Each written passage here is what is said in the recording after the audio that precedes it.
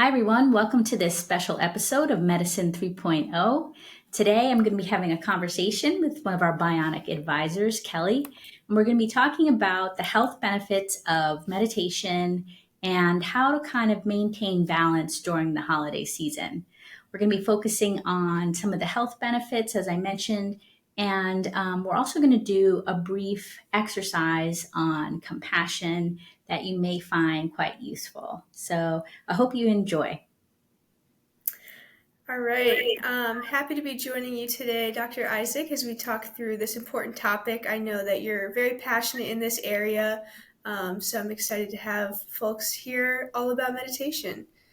I guess to start, why would you recommend people start meditating, even if it's a very short practice versus longer ones? Yeah. So the thing that has always excited me about meditation is it's free. You don't need to go anywhere. You don't need to buy anything. You don't need special equipment in order to be able to have a meditation practice. So it's easily accessible. The other thing that I think is super important regarding meditation is we are a victim of our minds pretty much all day long. Thoughts are happening, worries arise, frustrations, etc. And if we don't have a regular meditation practice, it can feel like we are a slave to our thoughts. When you begin to practice meditation, even if you're just starting out as a beginner and you're having a short practice, it helps you begin to develop the muscle that you need in order to be able to better regulate the thoughts that are happening and also notice how you're responding to those thoughts. There's a word called metacognition, which basically means like observing yourself and observing your thinking. And it's kind of like when you don't have a regular meditation practice, it's kind of like letting the kid behind the wheel of the car. Like they don't really have much control, they don't really know what's going on. But when you develop this skill of sort of self awareness, self observation, and then self regulation, you're much more able to tailor how you respond to things during the day rather than just react. That's awesome. I love the analogy that you used. I think that gives a great visual of what can happen if we don't put this practice into our daily or weekly routines. And it sounds like, even outside of what people might see as just a tool for stress management, it sounds like it's a good way to maybe get in tune with your thoughts, where you're at, and just to bring awareness to the moment, which is a big thing that people focus on, especially in this day and age with technology and the fast paced lifestyle. So it sounds like it's a good way to take a step back and kind of evaluate where you are. Is that how you would put it? 100%, actually. And I love that we're making that a focus because I think many times when people begin to start getting introduced to the practice of meditation, they learn about the importance of observing your breath and being in the moment. And then they start to try to practice, and the moment is really uncomfortable. And the immediate reaction that people often feel is like, this is difficult. It doesn't feel good. I don't like it. I'm not going to continue. So they don't really make it past the first few couple of tries and don't necessarily see the value of the practice. So I think the part discussing the importance of kind of observing the self and sort of being compassionate toward ourselves as we learn this practice is super important. I can speak for myself when I say that, practicing meditation for me, while it's super valuable and has benefited me in a lot of ways, there are a lot of times when I'm sitting to meditation and it's uncomfortable. In fact, I woke up last night in the middle of the night and I just had like a discomfort in my body. And so I don't know if it was like tension or muscle tension, or like I was kind of anticipating events that I'm going to need to do in a couple of days because we're traveling. And so I decided to practice some meditation to help me fall back to sleep and relax my body. And it was so interesting because initially I just like felt the discomfort, like my shoulder is tight, like my pillow just doesn't feel like I can get it right. My breath felt like it was not moving properly in my body. It was like pushing up against the wall of my diaphragm, which did not want to move. Now, I'm not saying that that's actually what was happening, but that's kind of like how I was interpreting it and how I was reacting to it. So I started to feel like more frustration. And then I thought to myself, like, is it that I'm getting frustrated because of what I'm feeling? Or am I feeling the frustration that was already there? That's what's keeping me awake in the middle of the night. And so took a step back, if you will, and started to just sort of say to myself, like, I have a couple of busy days coming up, and how can I be compassionate to myself? Like, and then I just kind of talked to myself for a few moments, like, it's okay if your breath feels tight. It's okay if your body feels tight. It's okay if you're worried about the next couple of days coming up. Like, how can I sort of be softer with myself in this moment as opposed to trying to force myself to relax and force myself to meditate? And as I began to do that, like the discomfort was gradually subsiding, quite slowly, but definitely I could notice the shift. And then, even before everything got better, whatever that would mean, I had fallen asleep. And then when I woke up, that sensation was completely gone. So I like to bring that story up because I think it really illustrates a lot of the frustrations that people can feel.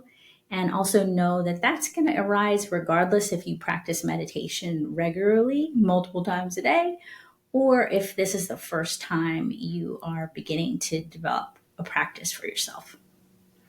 That's incredible. It sounds like trying to let things be without controlling them and just noticing it and letting it kind of pass by in a sense seems to be an important piece of the puzzle. Um, in addition to that, what other value would you say is, I guess, top of mind when you are meditating and why you would recommend it to people? What is their main value they're going to take away? Sure. Yeah. I mean, I think that in some ways, what I'm going to talk about right now is very related to what I was just saying. I think, what we frequently value in our culture is productivity and getting things done. And so, during our day, we have our long list of things that we need to complete. And when things come up that may be difficult or frustrating, or we might have feelings about, that is inconvenient. So we push them out of our mind. Mm. So, like, I'm trying to accomplish my tasks. I get home, I have more tasks that I need to complete. You have a family that you have to take care of or whatever. And then we get to lay down and we expect ourselves to fall immediately to sleep. And I think what one of the important values of meditation is, as you were mentioning just moments before, the self reflection, but also connecting to the feelings that we may be experiencing throughout the day and then identifying that, because oftentimes what happens for folks is we push it out of our mind so much, and then it's maybe 3 hours from the actual point of whatever time or whatever event it was that caused that feeling to arise, so we don't even remember it. So, one of the values of meditation is kind of stopping, feeling, and then naming and identifying the emotions that we may be experiencing. And I think that this is a very powerful practice, which is kind of more of like a self reflection, mindfulness meditation. If you're paying attention to kind of the thoughts that are arising but are not connected to them, it's kind of like paying attention to the emotions that arise but are not connected to them. So again, it's awareness without attachment. And so sometimes I'll even kind of do a feelings inventory for myself where I notice the feeling that arises without attaching the story. So I'll give you an example of what I mean by that. So here's the typical way that our minds will respond. We're laying there, maybe you're meditating, or maybe you're even trying to fall asleep, and you remember an event earlier in the day. Maybe I remember someone that cut me off and, was shouting at me out the window. And so I might remember that, have that thought, feel the experience of anger or fear in my body, but then kind of flip back into thinking about the story. Well, that person was such a jerk because they drove like this, or every time I'm on highway, X, this happens and it's so dangerous. I hate driving on that road. So, like, the more common response is to go and let our mind wander in the story of, the memories of that experience. When I talk about a feelings inventory, I think it's very valuable to say, okay, that memory came up and I'm noticing anger and I'm noticing fear and I'm noticing sadness and frustration. Maybe I notice guilt because I feel like I somehow caused that. Or I could even notice resentment because, well, I wouldn't be working late if X. So rather than attaching to the story associated with the events and the emotions, just noticing the emotions that are there. And by naming it, you kind of distance yourself from it. And so it's kind of like naming, just letting myself breathe. And sometimes they even have to name the emotion like multiple times, particularly if it's associated with something that's really strong. So, like, if I'm quite angry about something, I might have to say, like, oh, that's anger. And that's anger again. Yep, feeling a lot of anger. And kind of just breathing and noticing and allowing the expression of it without acting on it. Like, allowing the feeling of the emotion without acting on it. I don't need to then plan retaliation over it. I could just let it exist and then let it move through me.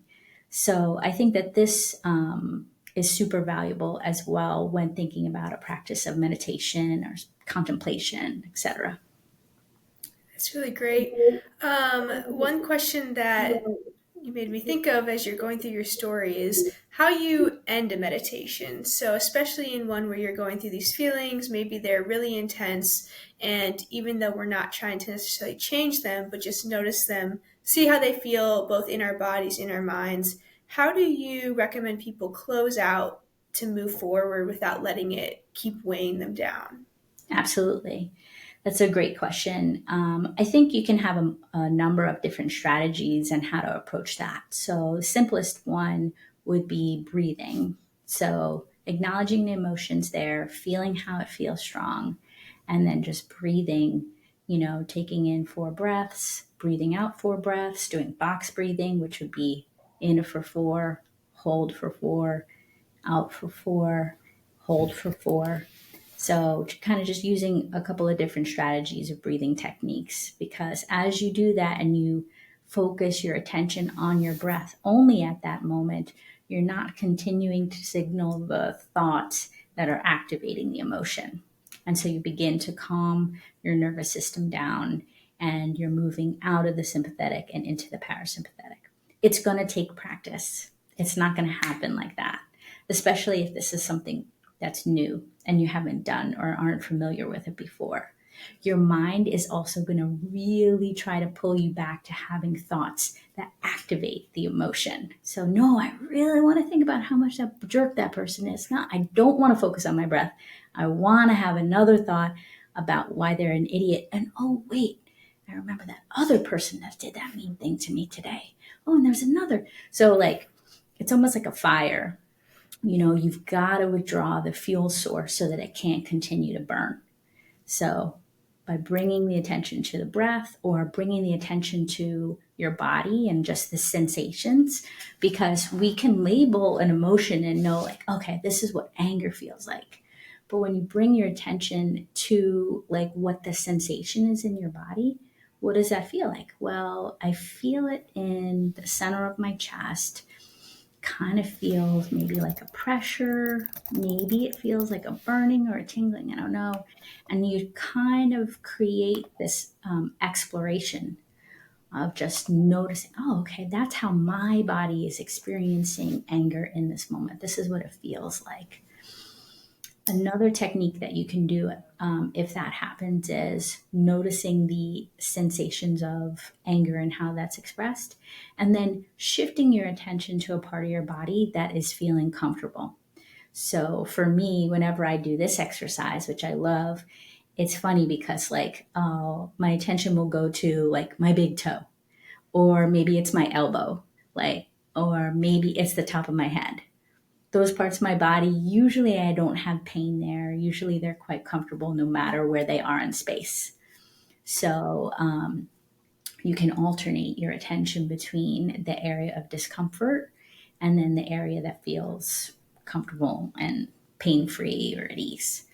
And you'll notice that by kind of moving your attention back and forth, you start to calm your nervous system down again, and you can kind of like, rebalance your whole emotional state. The mind calms down. You stop trying to force those thoughts that are going to activate the anger. I think you bring up a lot of really great pieces of advice and things for people to pay attention to. One, for example, I want to call attention to is this feeling of anger. Mm-hmm. And you mentioned that there might be some layers underneath. Like maybe there's envy that's there as well. Maybe there's actual rage that's also has things underneath, and that helps kind of bring you back to what is actually frustrating you, and probably adds a lot of clarity to people. And I think that's where the mind can kind of trick us to try and get us through difficult times, but if we don't ever go back to it, we keep going down the path we don't really want to go potentially. Yeah. So that's really great. And then I guess if someone wants to start, so starting from scratch, let's say I've never meditated before, even tried any sort of mindfulness activity like breathing, what's a simple thing that people can do to start? Because meditation as a whole can kind of be a little intimidating, but it sounds like there's something for everyone. There's just so many variations of things you can do. So where would you have people start? That's great, Kelly. I love that you say that. So there are a lot of different variations to a meditation practice. I think one of the first things I like to tell folks is that you can think of meditation as like rest, providing your mind with the opportunity to rest. So I think that that's a useful way of describing the practice because we're so used to doing things all day long that we want to try when we're doing meditation, right? Like, so we're trying to force and it creates tension. So if you're encouraging yourself to rest, then it's like, oh, okay, it's more of that letting go. It's more relaxing. It's not trying to force anything to happen. So I think simply just introducing that idea can be quite useful when people are starting their meditation practice. So one of the things that I think is a valuable resource is just going to YouTube and searching different types of meditation. Some people like guided visualization. Some people like breathing exercises. Some people like calming sounds. So like they might like the sound of running water or birds chirping. Sometimes people like when there's a guided meditation and that person is providing a lot of guidance, like a lot of direction. Other people really appreciate it when there's minimal instruction and just kind of like an occasional, word of guidance, like come back to the breath or come back to the sensation of, yourself seated in your chair. So I would encourage folks to start simply by just searching meditation on YouTube and exploring different types. Some can really provide very visual descriptions. You're on the beach, you're feeling this, you're experiencing that, or you're tasting this. And sometimes when you're new at it can be helpful to really have something that's engaging your mind, which wants to be super, super active. I think the other value of trying out YouTube is you can understand that there are different styles. So just because if you download, the most popular app and you find it really difficult to do their style of meditation, it doesn't mean you can't meditate. It just means that maybe right now, right for today, this particular style is not jiving with you. Maybe it will tomorrow, or maybe it will in 6 months. But I think sometimes when people download, meditation apps, they can feel discouraged if they find that the style that the meditation app is teaching doesn't necessarily resonate with them. Yeah, that could be very frustrating. I think that's why, in general, in health, personalization is important, and recognizing that not everything is for everyone. And that's why there are so many options. Would you say, like, if someone's having a hard time finding a video that they might like, that's just starting with breath work, whether it's the box breathing or even going on a walk in the woods and just paying attention to the sights, sounds, smells around them, could be a form of meditation they could use? 100%. That's great, and I love that you bring that up because yes, walking in nature is definitely a form of meditation. Um, One teacher who happens to be a Buddhist teacher, Thich Nhat Hanh, has written many books on meditation. He describes types of walking meditation that you can do, and just sort of focusing on each step and focusing on coordinating your breath with each step, or just thinking like, as I step forward, I'm breathing in. And then as I step forward, I'm breathing out, so that you don't even have to feel like you're trying to pace yourself and you're breathing and coordinate things. Because again, when you're new, that can be super frustrating and distracting to the mind. Yeah, So, especially in today's world with Instagram and notifications all the time and emails always dinging on our phones. I think mhm, that's a really great way to help people kind of step away and take off the pressure that this big word meditation can bring sometimes. It makes me absolutely. think back. When I was in high school, I had a track coach that would always have us do meditation, and everyone would kind of grumble and not really want to do it. And he would always have us start out with just with breathing, and then after a few minutes he would just have us visualize a number in our head, like the number one, and he would just repeat one, one, Mhm. and you're just trying to call to mind these things, and you're focused on something different, so you kind of forget that the intention is supposed to be relaxing, but it helps you get out of that expectation that you might have from what meditation is in media and things. So Yes, I'm so glad you bring up expectation. That's so important. An interesting exercise that somebody might want to do for themselves when they're going to start a meditation practice is just like do a little journal exercise of what do I expect meditation to be?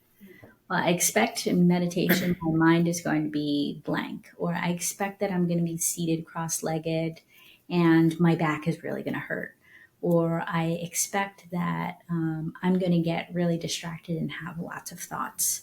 And sort of just knowing what you're going to expect. And then just sort of putting that aside and saying, okay, those are expectations. Usually, when we have expectations, they are not fulfilled. So you're sort of setting yourself up for disappointment in one way or the other when you have expectations.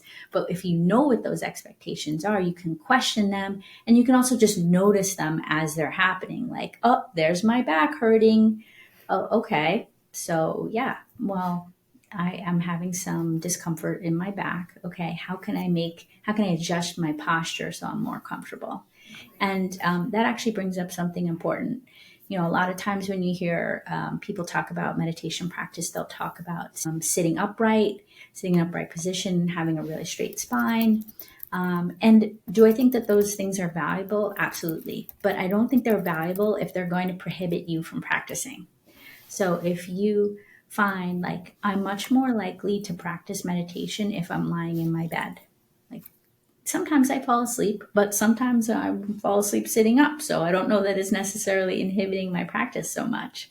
So kind of, I think, especially in the beginning, or if you have certain health challenges or things like that, however you modify the practice for you is perfectly fine. There's no right answer. So if you want to lay down, you want to stand on your head, you want to get a special meditation chair, great. That's what you want to do. And there's no right or wrong.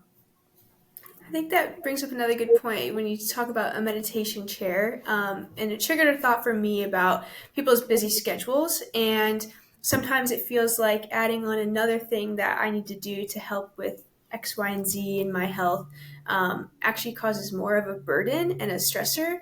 So, how can people implement this practice, whatever it may be, even if it's for a minute, into their day without feeling like it's overwhelming. So how can they remove that time barrier? Sure. I think one thing they can first just recognize is that, as I mentioned earlier, you can practice meditation anytime, anywhere. So if you arrive to work and you've got 3 minutes to sit in your car and practice breathing, you can do that. Or you're leaving work and before you start driving, you want to give yourself a few minutes just to sit quietly. Maybe you put on some pleasant music in the background and you just let yourself relax. Great, you can do that. As I mentioned, like I will practice meditation when I'm lying in bed frequently. That's kind of an easy time for me to do it. Like I'm resting, I'm there. All right, good. Like now I can practice my meditation. And walking or sort of doing with activities, swimming, another wonderful thing, bike riding, you can practice, meditation, just sort of focusing on your breath or focusing on the sensation of the wind on your face as you're, biking. So, knowing that you can do it kind of anytime, anywhere is super important. I think the other thing is knowing that there's resources right at the tip of your fingers. So, again, yes, you could certainly download apps, and there are some really amazing meditation apps that are out there right now that you could check out. But you can always just search on YouTube, and all of a sudden, you have a guided meditation right there that you can listen to of a whole variety of different lengths. Another point is like, don't try to force yourself to fit into this idea of I have to do 15 minutes or I have to practice 20 minutes. And if I don't do that, it's not good at all. I probably should just not even start. Well, would 15 or 20 minutes be better? Yeah, it'll be better, but is 3 or 5 minutes better than nothing? 100%. So just realizing where we might create barriers for ourselves. I think it's similar to exercise in that, Kelly. And like, people will say, well, I didn't have my sneakers that I like to run in. I didn't have the right workout clothes. And well, yeah, you may not have had the exact items that you wanted to wear to exercise in, but that doesn't really prevent you from doing certain things, right? Like you can still go for a walk. I mean, I'm wearing my not my usual running shoes. Have I gone for brisk walks in them, and have I ran in them? Actually, I have. Not that I'm telling everybody, especially if you have foot injuries. But it's just interesting. We do create a lot of reasons of why we can't accomplish our goals. So it's worth paying attention to. Yes, definitely can be the case in most people's lives. And then before we move on, I know that you're going to share a nice treat with us with a short 5-minute meditation as an example for people to go through. But if even though people might just be starting out trying just to get one day a week, would you say that daily would be a good goal to work up to over time? Or is it something that can be more sporadic? I definitely think daily is an ideal practice for meditation. Think of meditation as recovery. That's a wonderful way to think about it. Like it's a mental, emotional, physical recovery from your day. And we need to recover every day, whether it's some physical challenge that we had, a mental or emotional challenge that we've had. And so if you think of it as recovery, then it may be something that you're more apt to look forward to. Like, okay, I'm just going to give myself 5 minutes of mental recovery. I'm going to sit quietly. I'm going to breathe. I'm going to pay attention to my body. I'm going to allow myself to relax any tension if I experience tension. Okay, this feels good. Or, I'm going to listen to my favorite meditative music. I love the sound of this. I love the instruments. I love this person's voice. It just feels really good to me. So yeah, I think, certainly daily is ideal. Awesome. Well, thank you so much for all you've shared so far. And I look forward to this meditation that you're going to take us through now. Okay, excellent. So the type of meditation I'm going to lead you through is called metta meditation. It's a meditation on compassion, and I'm going to kind of guide you through it in the way that I like to go through it. As you practice this type of meditation, one of the focuses of it is to kind of develop compassion towards someone in your life that you might not have compassion for. And so I think when you've been practicing it for a bit, you can incorporate that element. But I actually think just boiling it down to some key elements can make it a really accessible type of meditation practice for everyone, regardless of, focusing on that difficult relationship. So, what we're going to do is we're going to think about a couple of different people, and I'll talk you through every step of the way. And as you focus on a person or a loved one, it could be a pet as well, in your mind, you're going to silently repeat these phrases. And you're going to picture that you're sort of saying these phrases to this loved one and that they're receiving the benefits of the phrases. So I'll tell you what the phrases are. First, it is, may you be well. Second phrase is, may you be safe from inner and outer dangers. Third phrase, may you be healthy in body and mind. And then the fourth is, may you be at ease and happy. And if you search metta meditation online, you're going to see that there's variations on those phrases, but I think those are pretty straightforward and simple. So we'll do the exercise where we're visualizing a loved one. Imagine in our minds that we're saying those phrases and sort of sharing that energy with them. The second part of the meditation will introduce ourselves into that with this loved one. And then the third part of the meditation, we're going to imagine a larger group. So it could be, your family, it could be your neighborhood, it could be your coworkers, it could be your sports team, it can be, your state or the whole world. It doesn't matter how big or how small. It's just kind of imagining sharing these loving thoughts with a group. Okay? So to get started, first, if you're comfortable, you can close your eyes. Otherwise, you can kind of just have them sort of softly gazing somewhere. And then you'll take a moment to think about, a loved one. And don't think about the person that you think you're supposed to send loving thoughts to. Just think about someone that it's easy to feel good about. Like once you think about them, you start smiling. So pets are easy to do for that. But it could be, a cousin that you don't get to see, or it can be, a friend that you don't see often that you enjoy spending time with. So just someone where it's easy to really feel those good feelings for. And once you've chosen that person, again, you can close your eyes if you like, but imagine them in your mind. Maybe it's a specific memory you have, or maybe you just see them smiling and laughing. And then you're going to repeat the phrase quietly to yourself, just silently, may you be well. And then second phrase, may you be safe from inner and outer dangers.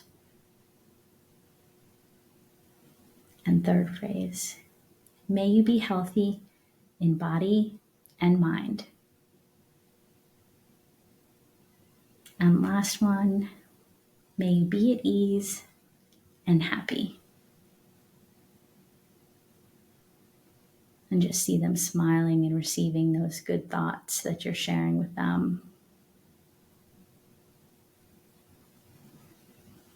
And then shift the picture in your mind to include yourself. So you might see yourself smiling and laughing with this person, or maybe you're hugging or doing an activity that you enjoy together, or special memory. And then repeat the phrase, may we be well.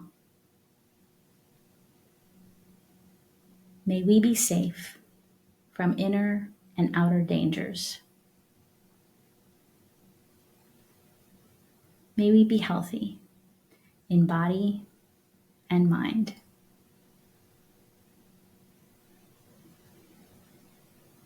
May we be at ease and happy. And then see yourself smiling and feeling good. Again, maybe hugging or shaking that person's hand, or just high fives.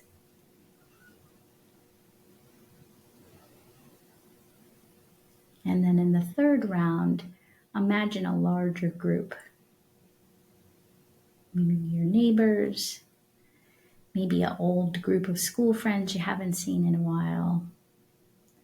Maybe it's a whole field of puppies. It could be whatever you like.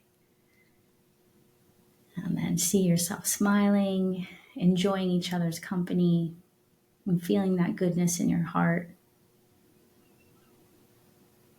And then say quietly to yourself, may we all be well.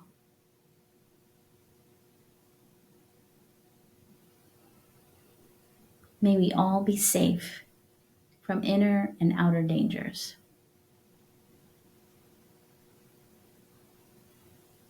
May we all be healthy in body and mind.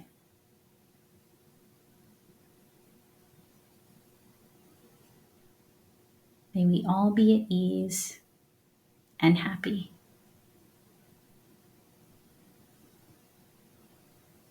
And finish off that visualization again, seeing some smiles, maybe some laughter, some hugs, just feeling good.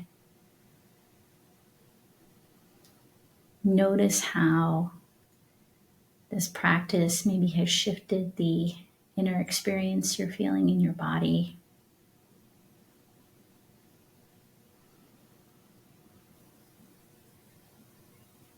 Just acknowledging how wonderful it is by simply focusing your attention a certain way, you can generate a physical experience, you can generate a certain set of emotions, and you can generate a certain state of mind.